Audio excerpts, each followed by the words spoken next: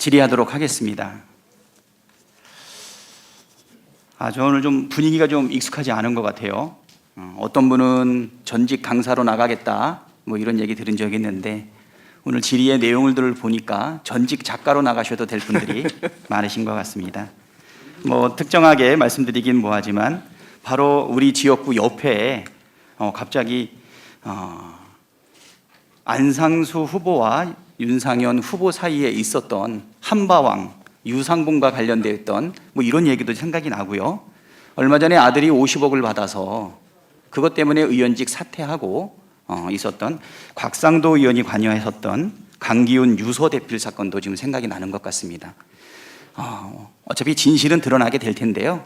네, 아무튼 좀 우리 행안위 분위기 익숙하는 데 시간이 좀 걸릴 것 같습니다. 제가 지금 이 대장동 개발과 관련된 부분에 대해서 뭐 여러 가지 좀 검토를 해봤는데요. 뭐 택도 없는 의혹들이 많이 나왔습니다.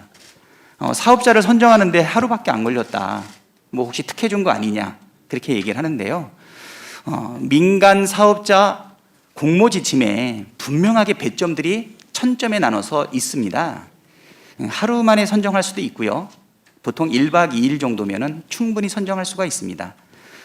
저도 국토연구원이나 한국개발연구원의 자문위원으로 참석을 했을 때 1박 2일 이상 한 적이 없었던 것 같아요.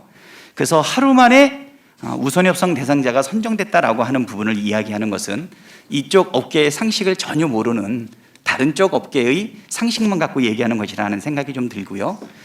그리고 화천대유라고 하는 AMC가 막 만들어져 가지고 그래서 이거 혹시 무슨 특혜가 있는 것 아닌가 이렇게 얘기를 하는데요. 성남의 뜰이라고 하는 PFV, 즉 부동산 등 파이낸싱을 위해서 특별히 만들어지는 회사는 법적으로 페이퍼 컴퍼니에 해당이 됩니다. 자금 집행이라든가 또 일을 할 수 있는 사람을 모으기 위해서 자산관리 회사가 만들어지는데요. 오래된 회사들이 있을 거라고 생각하는 것도 상식 밖의 일입니다. PFV가 만들어지고 난 이후에 그 이후에 이 목적을 달성하기 위해서 자산관리회사가 만들어지기 때문에요. 갑작스럽게 만들어진 업체가 이 큰 사업을 한단 말이냐라고 얘기하는 것도 전혀 업계의 상식을 모르고 하시는 말씀이다 생각이 되고요. 두 번째, 5천만 원을 투자해가지고 577억을 받았다 이렇게 얘기를 하는데 자기자본 수익률을 얘기를 합니다. 이 부분도 많은 국민들을 의혹에 빠지게 만들 수 있는데요.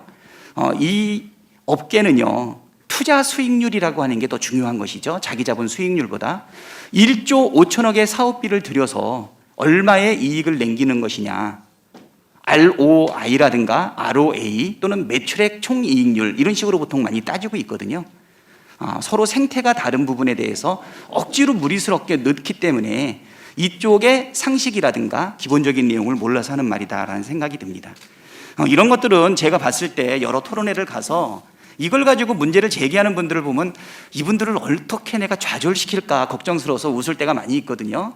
그래서 조심조심 말씀을 드리고 있는데요. 한 가지 의아한 게 하나 있습니다. 여기서 민간 사업자를 구성을 할 때 콘소시엄을 구성을 하는데 의외로 건설사가 빠져 있어요. 네. 보통 대규모의 부동산 투자 사업의 경우에는 누군가 돈을 대야 되고 보증도 해야 되고 기초 사업비도 내야 되는데 여기서는 지금 건설사가 빠져 있고 금융사 위주로 지금 이루어지고 있거든요. 혹시 그것은 처음에 시장님이실 때 처음에 이런 공공이익 환수 설계를 하시는 단계에서 왜 고려하셨는지 한번 답변 주실 수 있습니까?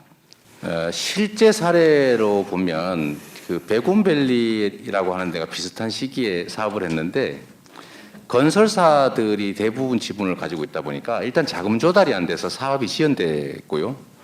거기다가 결국은 자금 조달이 안 되니까 의왕시가 재정 보증을 사실상 하는 상황까지 가서 지금은 적자가 났다고 합니다. 원래 2,650억이 남기로 했는데요.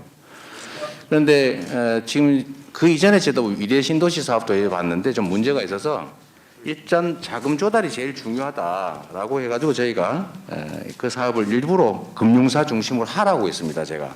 왜냐하면 이게 아시겠지만 부동산 PF의 핵심은 돈 조달 아닙니까? 근데 건설사들은 불확실하고 대형 금융사 위주로 하게 된 거는 안정성 때문에 그랬던 겁니다. 예, 그렇죠. 아까 뭐 자기 자본 수익률이 이쪽 업계에서는 큰 의미를 못 갖는다라고 하는 게 법적으로 요구되고 있는 50억의 자본금이라든가 뭐 1,000만 원, 5천만 원의 자본금이 중요한 것이 아니라 이 사업을 수행하기 위한 1조 5천억 상당의 이 사업비 중에서 얼마의 PF를 일으킬 것이냐가 제일 중요하기 때문에 성남의 사실은 사업 파트너는 화천대유라고 하는 AMC가 아니고 금융기관 콘소시엄이라고 볼 수가 있겠죠. 그렇습니다. 만약에 개별 회사들이 했다면 아마 선정 못 됐을 겁니다. 개별 회사의 비중이 높다든지 했으면 아마 심사에 탈락했을 가능성이 많고, 대형 금융사, 그중에서도 실적 있는 대형 금융사가 많은 점수를 받아서 결국 하나은행 컨소시엄이 된 건데, 그 개발업자들은 그 1% 지분, 6% 지분 뒤에 숨어 있었던 거죠. 그리고 그 내부에 지분을 어떻게 나눌 것인지, 또는 은행들이 수천억의 자금을 투자하면서 이익 배분을 얼마나 받을지 하는 것은 투자하는 은행과 거기 참여사, 주관사 여기서 자기들이 결정하는 거죠.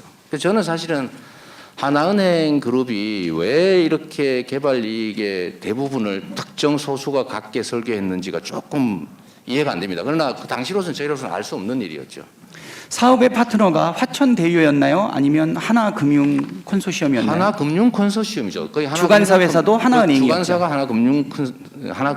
하나은행이고 거기 참여사들도 하나그룹 관계사들이고, 그 SK증권이 뭐 보니까 나중에 보면 6%, 화천대유는 0.9%인가 1%인가 그랬던 것 같습니다. 사실은 분배 구조는 의결권 기준으로 해서는 50대 50으로 나눈 거고요. 그 50대 안에서 금융기관들은 43%를 가지고 있고 금융기관을 제외한 민간 투자자는 7%를 갖고 있는데, 결국 50%의 의사결정을 통해 가지고서 얼마의 배당을 가져갈 거냐라고 하는 부분은 민간 사업자가 지금 정하는 것 아니겠습니까? 그렇습니다. 그 제가 아까 말씀드렸는데, 위례신도시는 저희가 5% 2억 5천만 원을 투자하고 1,100억 원에 550억을 배당받기로 약정이 돼 있었는데, 그걸 비율로 약정하는 바람에 비용을 부풀려서 결국 나중에 300억밖에 안 남았다 이러는 바람에 저희가 150억밖에 배당을 못 받았습니다. 그러나 5% 투자하고 50%를 받은 거죠. 아까도 대장동도 마찬가지입니다. 대장동도 제가 보여드린 것처럼 이게 저희가 50% 플러스 1주인데 처음 계획은 이렇게 71%를 저희가 확보했지 않습니까? 그러니까 투자 비율하고 이익 배당 비율은 합의에 따라서 결정되기 때문에 그 비율대로 하는 것은 아니고요. 마지막으로 이제 이 문제도 있습니다. 아까 말씀하셨던 것 중에 이제 있는 부분인데, 고정으로 하지 않고 왜 비율로 하지 않고 왜 고정으로 했느냐? 비율로 하면 건설사들이 비용을 부풀리거나 대출 자금의 이자를 부풀리는 건 약정하면 됩니다. 1년에 이자를 50%, 뭐 30% 줄 수도 있는 거고, 뭐 수수료 이런 걸 막 줄 수 있지 않습니까? 건설비도 평당 500만 원인데 700만 원 계약했다고 그게 불법은 아니지 않습니까? 비용을 다 빼면 사실 이익을 제로로 만드는 거는 일도 아니기 때문에 그래서 확정 이익을 하게 했던 겁니다.